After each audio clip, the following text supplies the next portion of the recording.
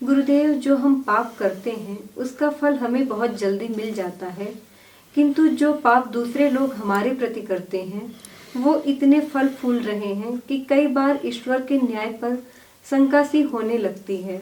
कृपया मार्गदर्शन करें गुरुदेव। पहले तो पाप पुण्य की परिभाषाएं हमें निश्चित करनी पड़ेंगी। अभी जैसे एक सामान्य रूप से एक ही बात की कि पाप धोने जा रहे हैं, कोई एक्चुअली रोगग्रस्त होना पाप युक्त होना है। नरक जो कहीं मोक्ष मिलता है गंगा जी नहाने से, संगम में स्नान करने से। मोक्ष मतलब रोगाणु रहित शरीर, मोह से परे व्यक्ति की चित्त की अवस्था।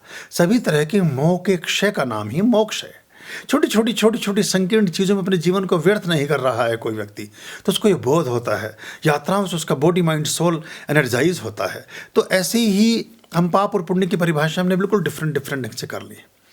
जो एक व्यक्ति के लिए पाप है दूसरे के लिए नहीं है।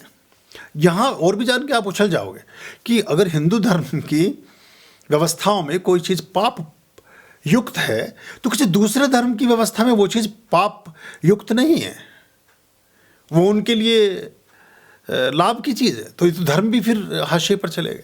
तो ये हमें समझना पड़ेगा।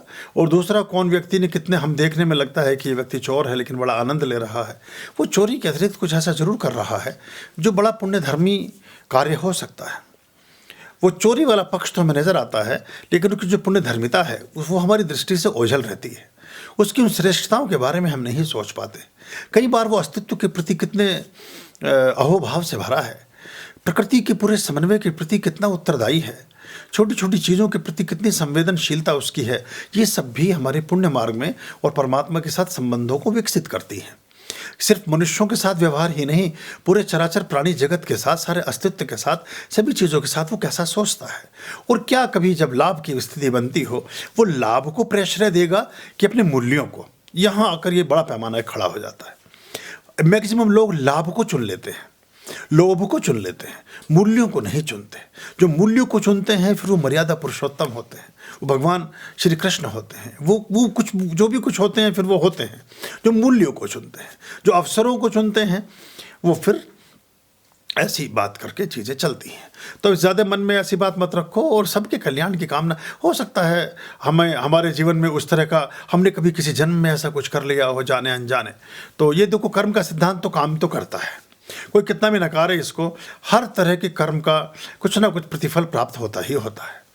तो इसका अगर हम दृष्टि रखें तो हम होशपूर्वक भी होते हैं और अपने कर्मों के प्रति सजग और सचेत भी रहते हैं। तो अगर आप कर्मों के प्रति सचेत और सजग हैं तो आपसे त्रुटियां होने की संभावनाएं कम होती हैं।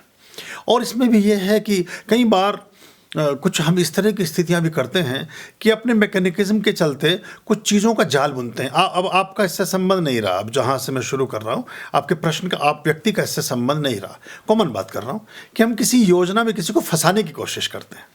हम 100 रुपये लगा करके 10,000 रुपये प्राप्त करना चाहते हैं और एक्टिंग ऐसी करते हैं कि जैसे 100 रुपये बस उसको हम बहुत बड़ा उस पर उपकार कर रहे हैं दे करके। अब यहाँ आपके विचार में दूषित पना आ गया, अब पवित्र हृदय नहीं है, अब इसमें आपको लॉस हो गया। तो अपने 100 रुपये को लेकर के आप रोते रहते हैं। ये तो आपने पहले ही दिन मन की मलिनता के साथ 100 रुपये का निवेश किया था।